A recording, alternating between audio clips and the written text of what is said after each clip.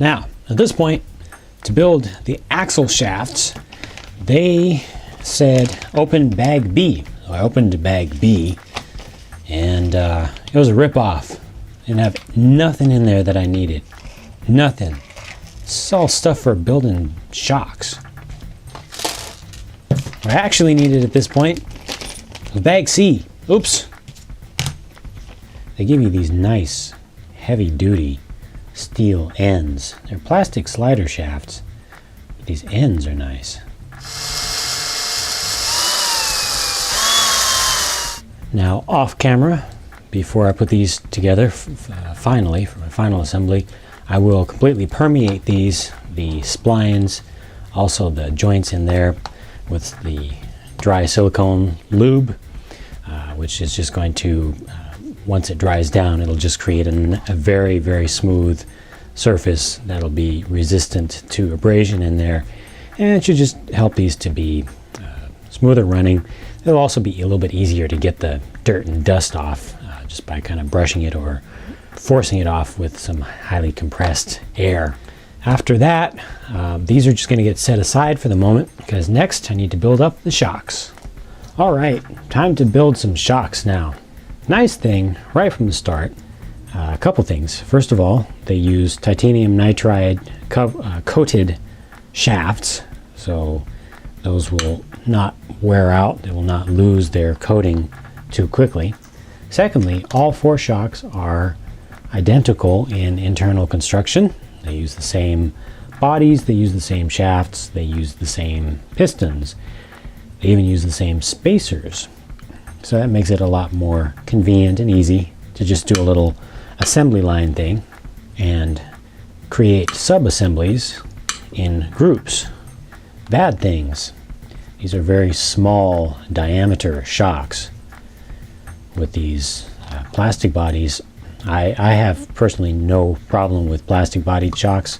I've had a lot of good luck with good plastic bodied shocks, as long as they're built properly and tuned properly. However, these are just so small, and also they use these really coarse threads on the outside.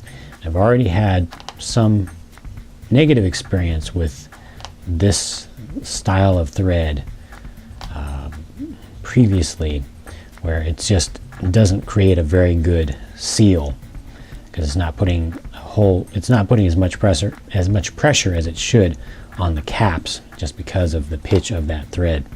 They also tend to pop off ends a little bit easier than I would like in my experience. However, I will give them a shot. Here's something funny.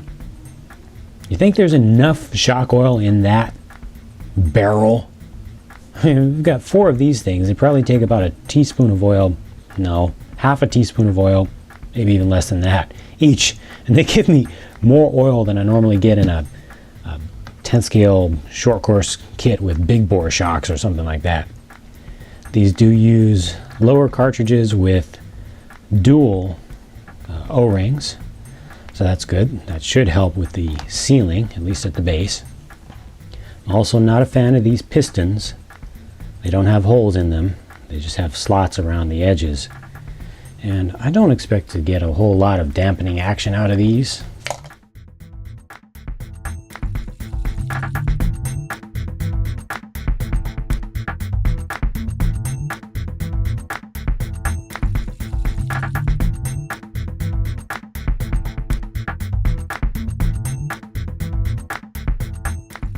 One thing I want to point out here is that these up travel limiters are rubber.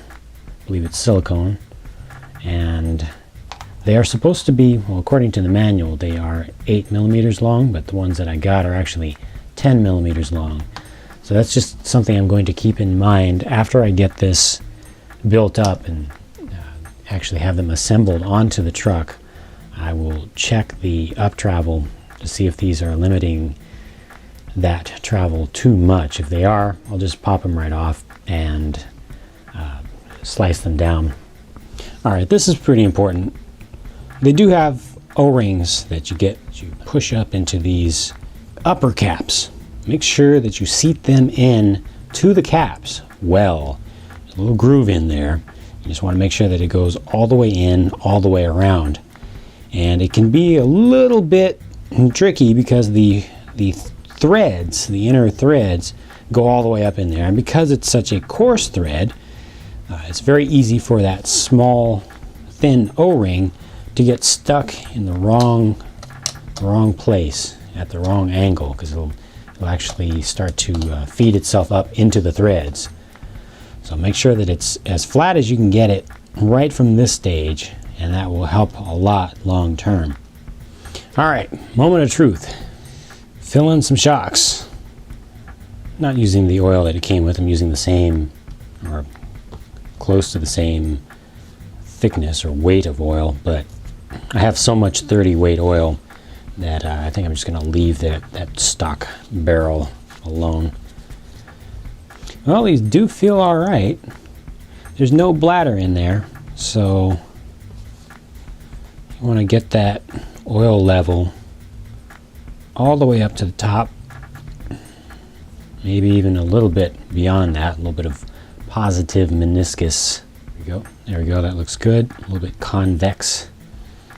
And I'll just tighten this guy down, holding the shaft from the bottom so that it's not extending out.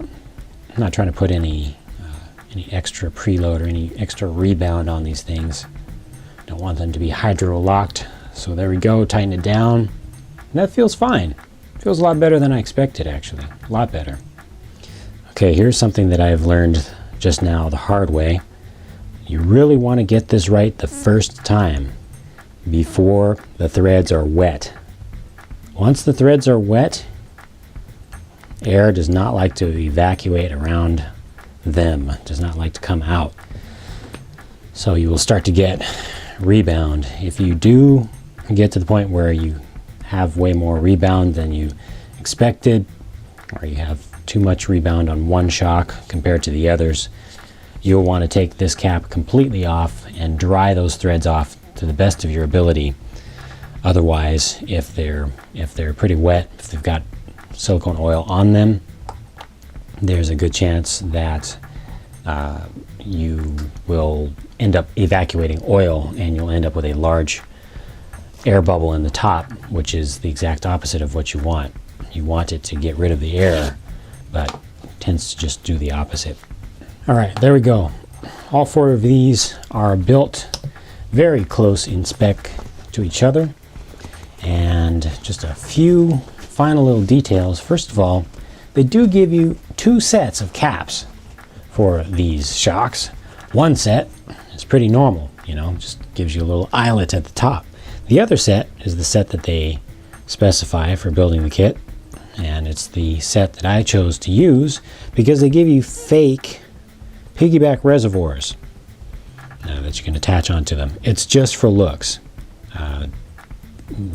Really need to hate on it because it's not trying to pretend to be a real piggyback reservoir RC shock. It's just a scale detail. And here are the fake reservoirs. I went ahead and just painted them, hit them with a little shot of adhesion promoter, and then come on, get on there. And then a little bit of Tamiya plastic primer and some Tamiya gloss aluminum. Just a real quick coat of that. And I'm just going to arrange these so that the little sprue point will be facing away. 2 of them facing the front, 2 of them facing the rear. These get attached with tiny little 2mm screws. This truck uses dual stage springs. I'm usually not a fan of dual stage springs, but that's for racing vehicles, and this is not a racing vehicle. I think this might actually work out. They do have quite a number of different weights of springs available for the sake of tuning. There we go, there's one completed spring and shock set. This middle piece does have to go up and down. This middle collar does have to go up and down over the threads, so putting that on unfortunately does make it feel less smooth now. Also, now that I see this, I notice that these these might as well have just been straight regular springs, because the amount of preload here, it depends on how much weight is actually going to be on the vehicle, but I don't think those are going to compress all the way. Right now, as soon as I get these clips on and this last set of springs, it will be time to move on to the next stage of the build.